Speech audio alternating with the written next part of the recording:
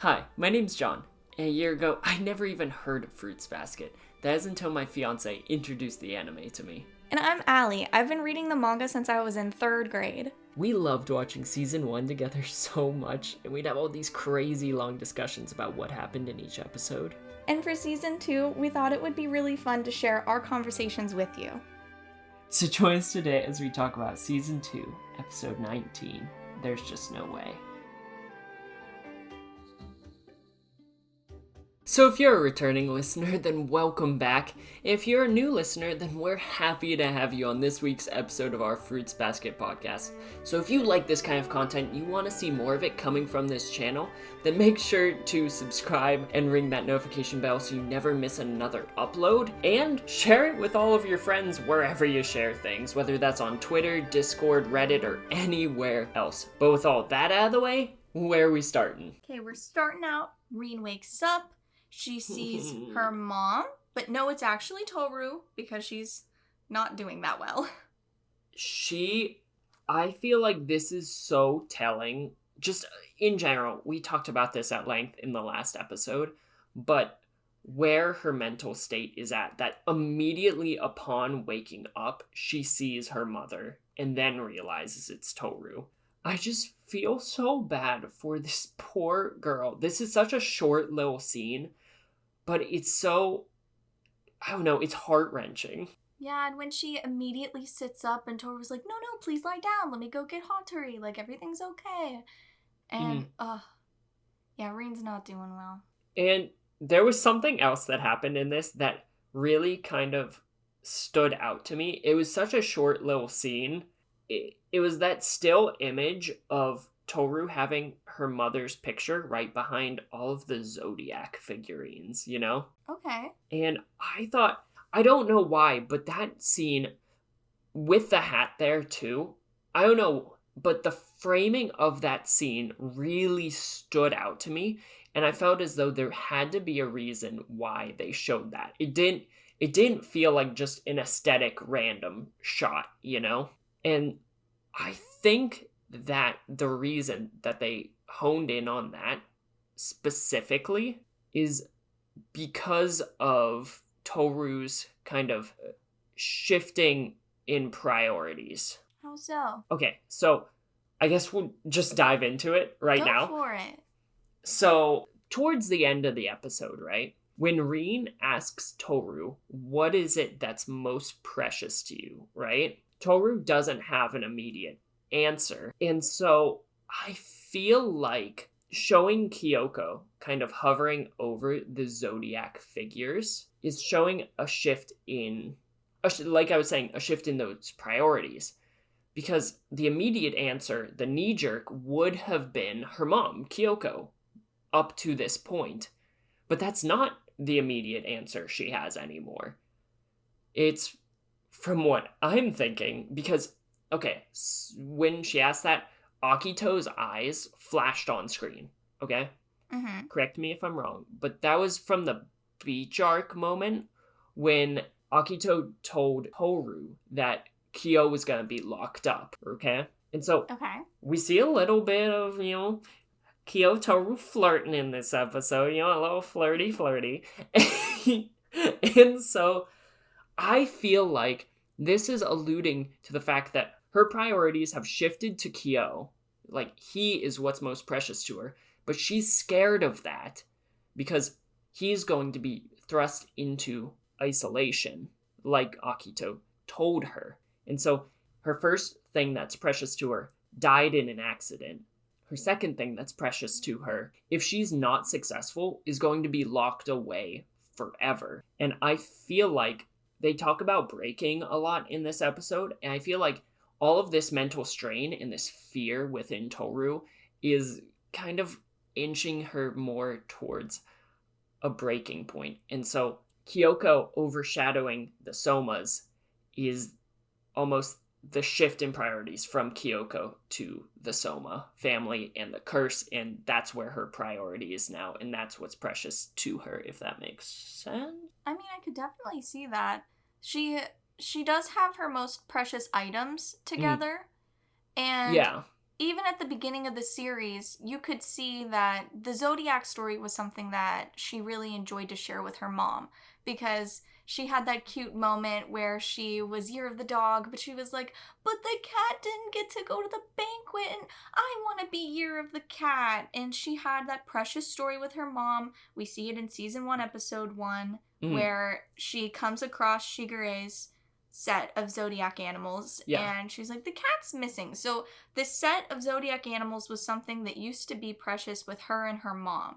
Yeah. But now that she's actually involved with the real life Zodiacs, it's a little bit different. And along with the photo of her mom and also the Zodiac set, she also has the hat. Yes. And you were talking about, like, her mom had died in an accident, so she left, and now we have the little figurines, and Kyo, the cat, is one of them, the one that she made with paper mache. And he's supposed to be confined forever.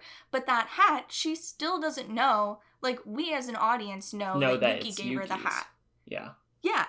But she doesn't know that.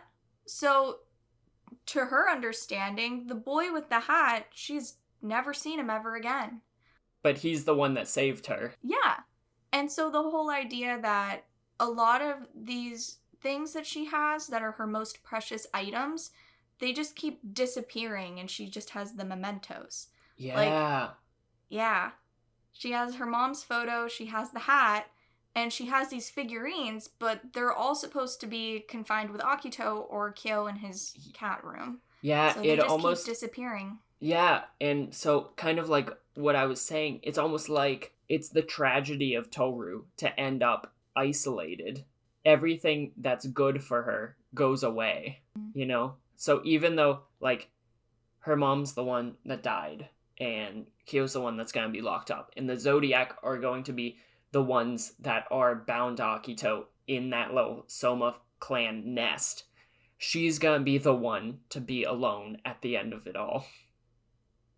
Oh, that's so sad. She will be, in addition to them, alone. Oh, sorry. That just, I don't know, that one scene, I felt like there was, I feel, maybe I'm reading too much into it, but. No, you've been talking about it all day, so I could tell it was really weighing on you. Yeah. And yeah. I'm happy we could knock out theorizing and symbolism all in one go. Thank you. Ooh. That was super cute. But yeah, teamwork. Cool theories. I don't know. We'll see if you're right. But, and then we go through the intro, we pop back in, and we see that, I was wondering about this, actually, whether or not she would turn into a horse because of her exhaustion. She does. Oh, yeah. That scene was really, it was like funny in a sad way, you know? Yeah, just Tohru being so frantic. And Yuki in the background just being like, what is happening? What did I just walk in on? Yeah, but knowing the context behind it kind of takes away a bit from the humor of the moment. And after that, they're all kind of talking in Tohru's room. And the scene of her trying to jump out of the window just to escape, like her fight or flight response is that strong just by hearing the word hospital, and it's such a triggering phrase to her, was so, I don't know, it was so devastating to see. Yeah. I mean, like, she immediately wanted to jump out the window. She didn't want to be there anymore. She didn't even want to have the thought. Because, I mean, as we've seen in previous episodes, them just chit-chatting about Rin, her condition, and where she is, she's escaped the hospital before. Multiple times. Yeah. She definitely does not want to be there, and it's likely due to that trauma. Yeah. Because, I mean, in essence, that's when the greatest trauma occurred for her. Obviously, yes, her parents were absolutely awful to her throughout all of her life. Not all of her life. Well, I guess it could be all of her life, because they lied to her up until she was like 8 or 9, or however old she was.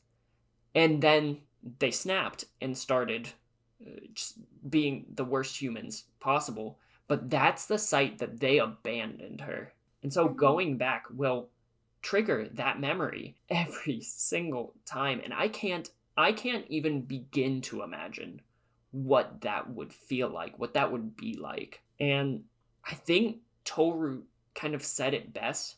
She's just such a tormented character in this moment, you know? Yeah. Yeah. And then after that, we get another interesting little tidbit of information. Shigure and Rin are dating. Exactly. That's what I was going for. Exactly. Whoa. Plot twist. But after that, the real tidbit of information that I thought was really important was when Hatori and Shigure are talking, and they're walking down the stairs and stuff. And they're talking about Rin, and she wants to break the curse and things like that. And she thought maybe Shigure would know how to break the curse since he's close to Akito. Yeah. And Hatori says, that's absurd. Yeah. So, your original theory, like back in the beach arc, yes, you thought that Shigure wanted to break the curse, right? Mm-hmm. Okay. So if Hatori thinks that's absurd, and Hatori is also aware of whatever Shigure is planning, apparently, then what's Shigure planning if it's not breaking the curse? Because your theory may have just been denied, or Hatori's just not clued in. So it's one of those. So what do you think's going on? I don't know. That's a really tough question.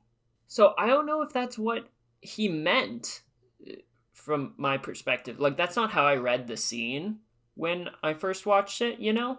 Oh, did you think he was saying that it's absurd that Rin was trying to do it alone? Yeah.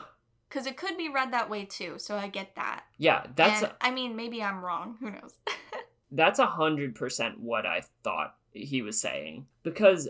So I still think that Shigure's whole plot is to break the curse, you know? Because what else would he be scheming towards? I don't understand how Tohru would kind of fit into this puzzle without him trying to have that end-all be-all goal to break the curse. So maybe I'm just missing something, but the reason I still am sticking with it is because as they were kind of concluding their conversation, Shigure said, do you hear that? The sound of breaking, right? And so I almost feel like he wants the ties of the Zodiac members to be broken from the Soma clan. He knows that I think that he's picked up that Rin is about to give in to Tohru, I guess is the way to kind of say it. So the more people that Tohru kind of influences and has a hold over, I guess, has influence over, has helped, the more smug Shigure seems to get, you know? Mm-hmm. And so I think that it is very much still a relational thing. I think that he has an idea about how to break the curse. I think he has not clued Hatori in completely, because even when every time they talk, Hatori says something along the lines of, what are you scheming? What are you plotting? What are you doing? You know? So I don't think he's clued in on everything that Shigure is doing. I don't think Shigure fully clues anyone in, because the more people that know something, the more likely there is to be a leak. You know? And if someone, Akito, catches wind of it, or if we're operating under the idea that Ren is a horrible human and that she is Akito's mother, like we talked about last week, maybe she is even more scary, you know? And so he's probably keeping all of this very close to the vest and using Tohru as this chess piece to slowly break the curse. And that's why he's allowing Rin to keep coming back, being her confidant, you know, in the hopes that she could have a Yuki effect on her, which she does. I think the man's playing 4D chess all day, every day. I mean, amen to that one. Yeah.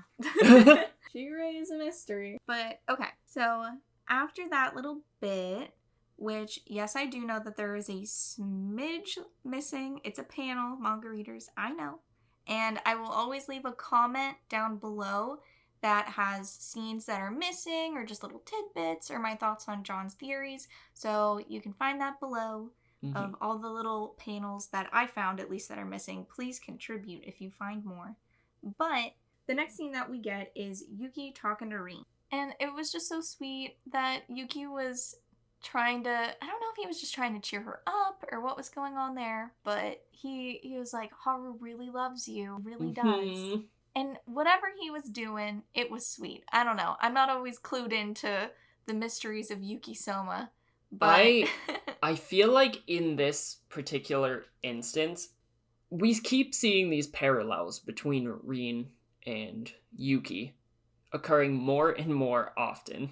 And so I feel like this little moment, because Yuki, besides Haru, is the character that she's had the most engagement with in the story. And so I feel like because their situations are somewhat similar, he almost feels a sense of camaraderie with her. And he knows how precious she is to Haru, and his relationship with Haru is very strong. And so I feel like it was that little bit of compassion, that camaraderie. And we even see a little bit later that this is very much, he definitely feels that kind of stuff. Yeah, but Rin gets the sweetest flashback of Hatsuharu initially telling Rin about Tohru. And I love this. I love getting to see what people were saying about her, because you know that her name got spread all throughout the family, and people, like, even the parents, even like Ritsu's mom knew who Tohru was and that she knew about the curse and she was involved in the family. So like her name got around. And the fact that we get to see one of these scenes where someone is learning about Tohru is so fascinating to me. And Rin doesn't get it. She's like, is she some special girl? Like, I don't understand why she's so extraordinary. And Hatsuharu says it so well. He's like, no, she's just like really kind. Like, she's great. She's helping soften the boys, you know? And how she says that she doesn't want Tohru involved is because she just doesn't want to see kind people hurt. Yeah. I think that is so, that above anything else, you know, take away everything that we learned about her past last episode, you know? I feel like that really strikes at the essence of her character, her motivations.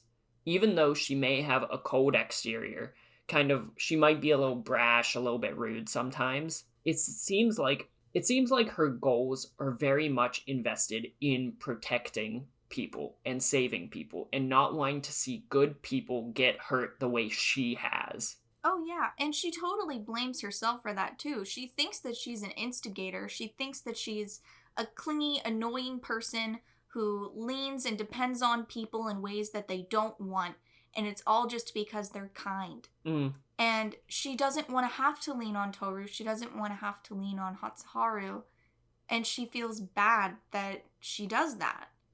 So she doesn't want these good, kind people to be taken advantage of. And she views herself just by reaching out and asking for help or asking for a hug or just wanting some compassion. She views that as her taking advantage of them because she views herself as a villain. She always has. It's what her parents made her think.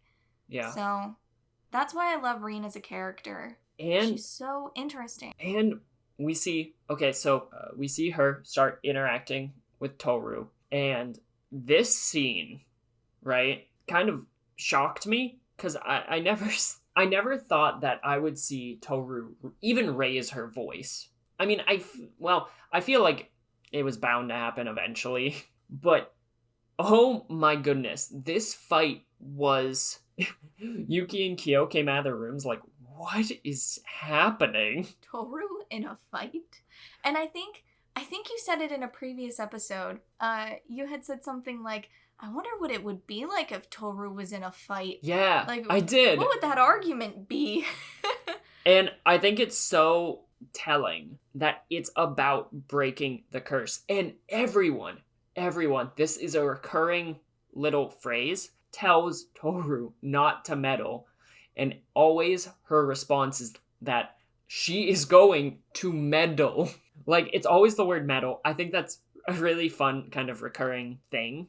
But it shows both of their desperation to break this curse. Even though their motivations might be different for that breaking of the curse, they share a common goal. And because Rin just can't handle this in the moment, handle the fact that maybe she kind of wants to get close to Tohru, but that idea, because she doesn't want to see kind people get hurt, makes her run away. Again, that fight or flight response that just controls her, you know? And when she trips and falls, which sorry, I know this is a strange thing to hone in on, but that looked like it really hurt. Oh, yeah. Like, imagine stubbing your toe like that. Yeah, and then falling out. And she was, like, kind of down a step. It was on stone. I don't know. But I guess she's made of tough stuff at this point. So probably didn't bother her too much. But this is the moment that we see Rin. She has that internal dialogue with herself when she's trying to convince herself not to rely on Tohru. She's trying so hard to rationalize it, but she sees Tohru as this maternal figure, just like Yuki does, which we've talked about that a lot at this point. And she just whips around, embraces her quote-unquote weakness, which honestly, from my perspective, being able to come to that conclusion, ask for that help, shows just how strong she is, you know? And she embraces Tohru, and Tohru's just there for her. Tohru, again, acting as that maternal figure who, even though she is going through the ringer herself, day in and day out, she's able to put that down, probably to the detriment of herself, which is really sad. Yeah. To be able to take on and care for all of these people, Yuki, Rin, so many members of the Zodiac, and just be that maternal guidance that they need to care for them. Because a lot of them have never felt that to any true capacity. And we've seen what she's done for Yuki. Like, he's student council president. He's honestly doing really, really well right now. And he even acknowledges that him and Rin share something in common.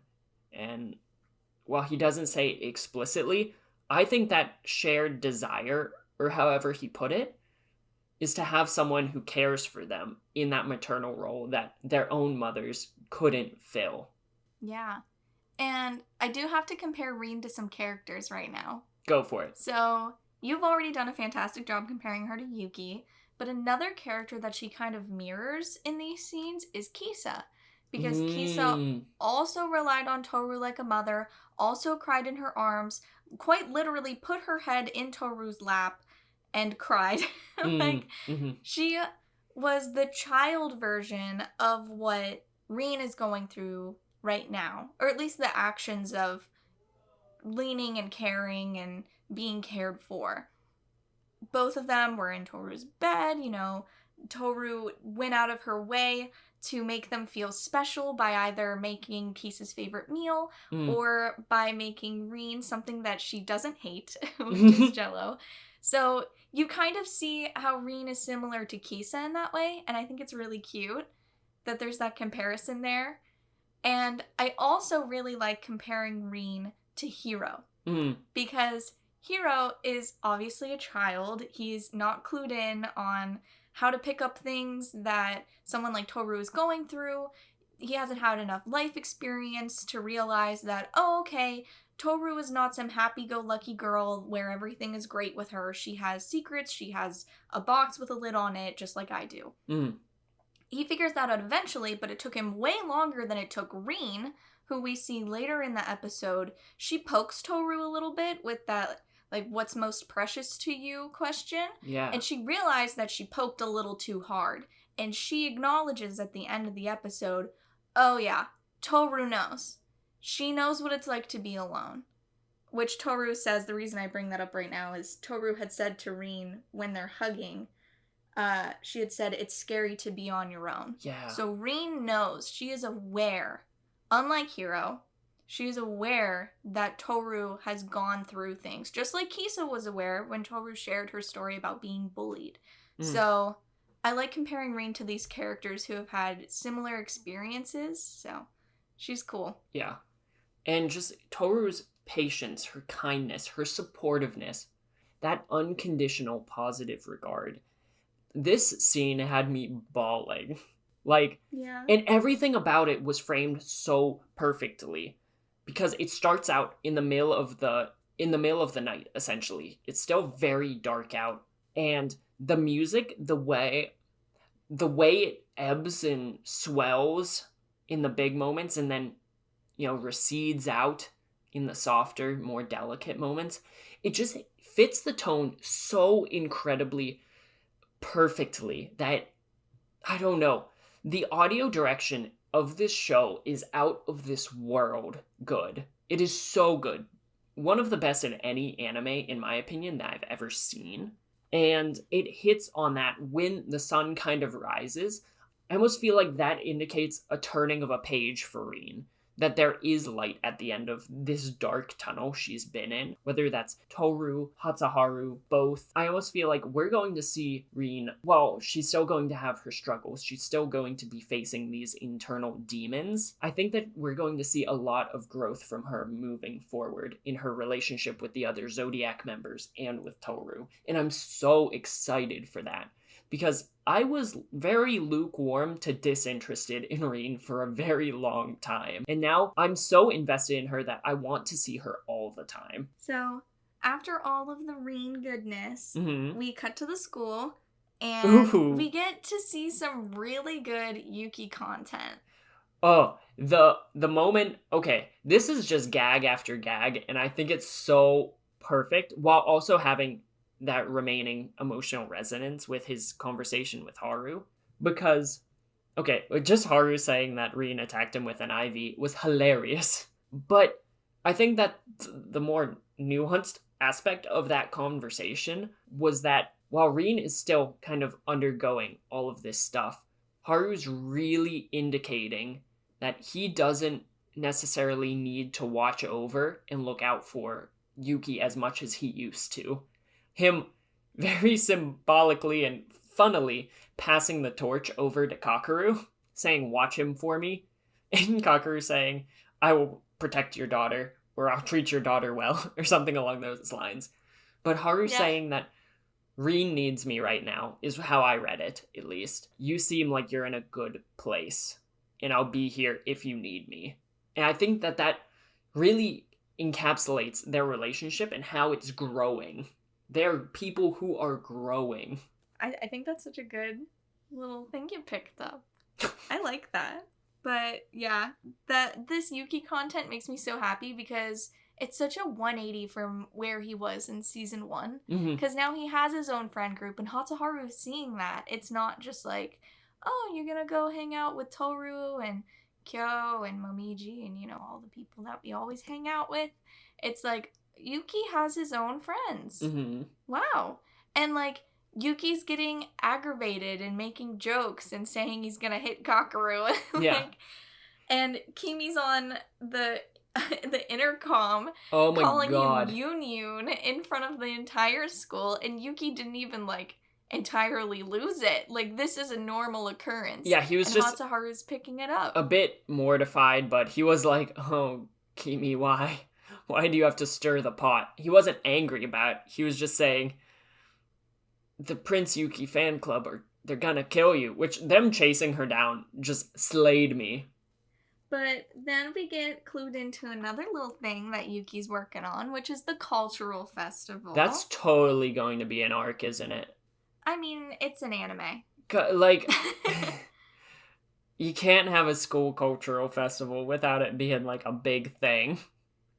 If I've learned anything from Persona, well, and literally any anime in existence, there's going to be a lot of plot that happens there. And so, Tohru made Jello, which, can we talk about the funniness about the Jello? Yeah, go ahead. What's Jello made out of? Animal bones. And horses, cows, and pigs. Yeah, because of the gelatin. Yeah. I don't know. I thought that was weird. It is kind of weird. But, they're not animals. They're people first. It is kind of funny because it's like when Kureno ordered chicken. Which, it makes sense now because he's not actually a chicken. Bird family, whatever. I'm still bitter about that. I'm sorry. I'm so bitter. And then we get a really cute little Kyo scene. Ooh. They're flirting. Flirt alert. Ooh. We are getting fed. That ship has sailed. Yuki sees it. He knows. He stands. We all love it. And yes, manga readers, there is a Kyo scene that is gone. And John, I'm really sad that you missed it. It's a cute little one-page Kyo scene.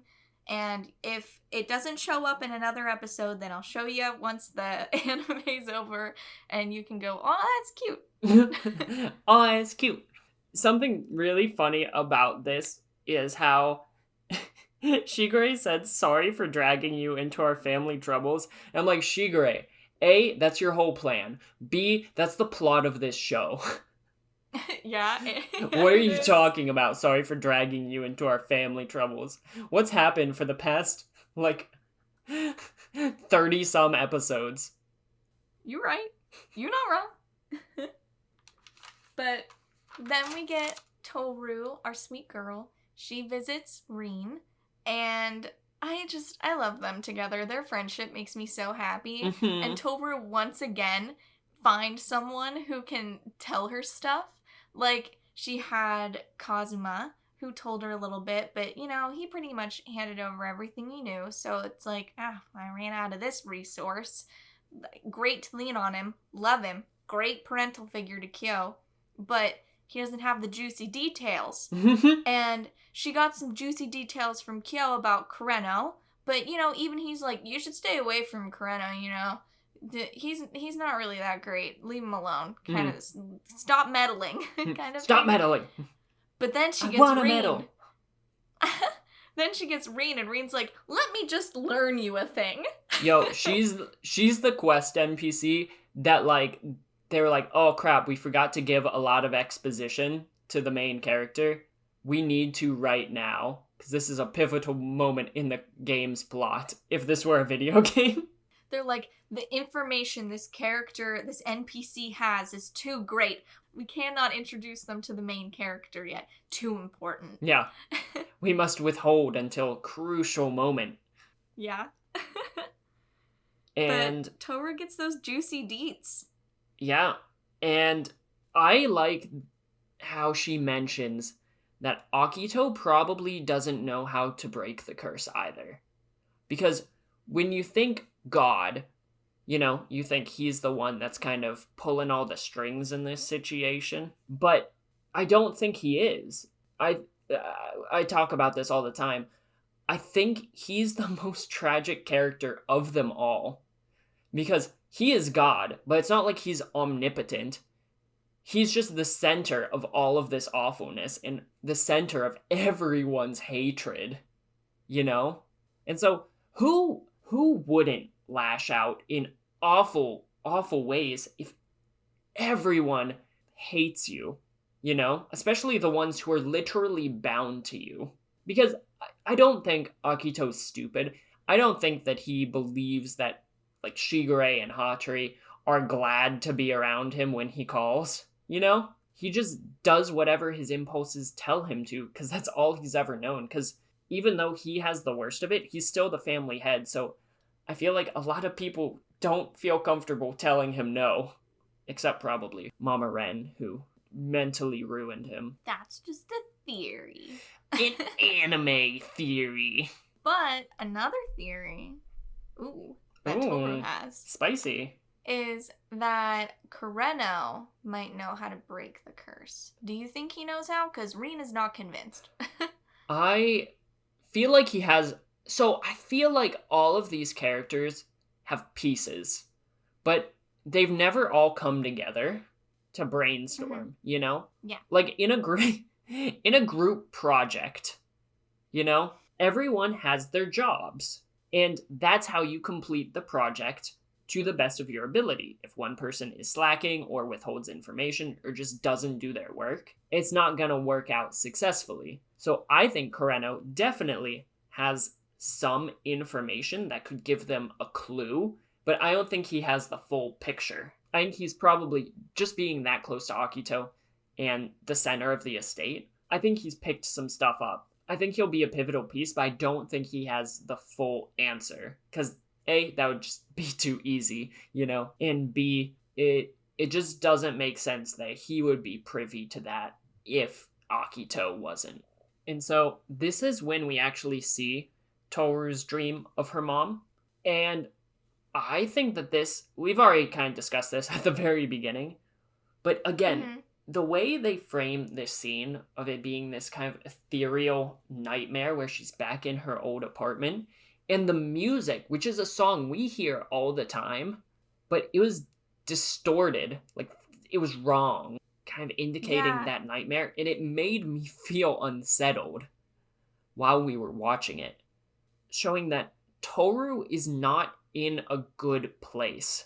She is not in an emotionally healthy place. I don't know what that necessarily means from the information we have right now, like what that exactly indicates, but she is going through it. And I think that there's probably I would imagine there's a lot of darkness within Tohru that we just haven't seen, you know? Like, if she's a sunflower with all the yellow petals being the outside of her, like, she has that dark inside full of seeds. Yo, that's so cool. Look at you. You know? Doing symbolism. Hey, I try. Well, the thing is, your symbolism is backed by facts. Mine's just passing observation. Same thing. But one little bit I did have to point out. I haven't 100% nailed this down because I don't know color theory in Japan that great. Mm-hmm. I know, like, people have, all different cultures have different interpretations of color. Like, red is way more meaningful in China than it is here. Mm-hmm. So I know that there are differences like that, but I don't 100% have this nailed down. I just know that Tohru, we see in multiple scenes with Rin, not every single one, but in at least 2 different scenes, she's wearing all neutrals. Mm-hmm. And that's a little weird for her, because in other scenes, she's wearing yellow, she's wearing blue, she has a lot of blue clothes. Yeah. And in 2 scenes with Rin, where Rin is wearing white and then black, Tohru is wearing full neutrals. And I just think that's so interesting to have a character like Rin, who is bouncing between white from, like, her hospital gown and from the kimono that she got from Tohru, I'm assuming, when she had passed out. She's wearing white and then the black dress. So she's really hitting those contradictions between, like, purity and darkness and trying to make people not come near her because she doesn't... Yeah. She doesn't want people to come near her. She has the dark clothes to be like, please don't get your kindness near me. I will ruin you, kind of thing. Mm-hmm. Whereas Tohru is wearing all neutrals. And I believe from what I've read, Japan has the same theory about neutrals and browns that we do in America, which is that brown is very dependable. It's something that you can rely on. Mm-hmm. It's like you think of, like, the UPS logo, and the reason why they use brown is to be, like, honest. They can get their hands dirty. They'll work hard for you. Very They're dependable. grounded, like earth. Grounded, yes. You can rely on them. And that's the same thing that brown clothes usually signify for a character, is that they're very dependable, and Tohru wears neutrals during scenes in which she needs to be very dependable. Mm-hmm. So I really liked that we have that duality with Rin, but Tohru's always pretty neutral. Mm-hmm. That's cool. I don't know. I like color theory. Anyways, it's not 100%, but I think it is kind of neat when they do it. Yeah. And then we kind of close out the episode with Rin kind of saying that she hopes that someone as kind as Tohru doesn't get broken, right? Because she's edging towards a breaking point silently. Which, oh yes, she is. And then when Tohru... I'm sorry, that scene was, like, creepy. Where it's just the dark hallway, and Tohru slowly opens the door, just a crack, looks out it, and then closes it again. Like, that was creepy, right? I mean... Yeah, when you watch someone be, in Tohru's own words, that tormented. Yeah. It is really creepy to watch. Like, maybe creepy is not the right word. I mean, it was framed in a creepy way, but it was unsettling to see someone who we think of, and we have this firm association in our minds with being this happy-go-lucky, peppy, caring, kind, patient, maternal figure. Just in reality, behind closed doors, be so broken. And it's starting to seep through the cracks a little bit, you know? If her room is where kind of that resides, if she's only able to show those cracks in her own room, then her opening that door a crack means it's about to start slipping out. Yeah. The lid's coming off. The door's opening. Oh. And she's not gonna have a good time, is she? I mean, I don't know. That's margarita for yes. Who knows? Oh. No, we get no resolution with her story, and we never get this plot point again. She just remains static as a character for the entire duration of the show. It's just, everyone else grows around her, and she's still just like, Mom. That's how I will answer all spoilery questions from now on. There will be no more growth. Nope. This is where it ends. It ends here. Firm period on that storyline. But in next episode, we get a little preview. And it's a certain someone saying, "Are you okay?" Do you know who that is?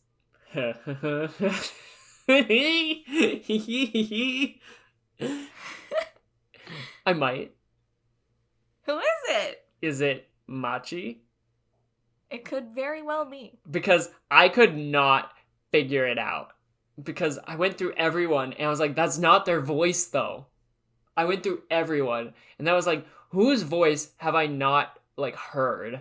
And the only person whose voice I have not heard in Japanese is Machi's that we know. So unless it's a new character, which I don't think, because we see in the trailer that Machi has some stuff that we haven't seen yet.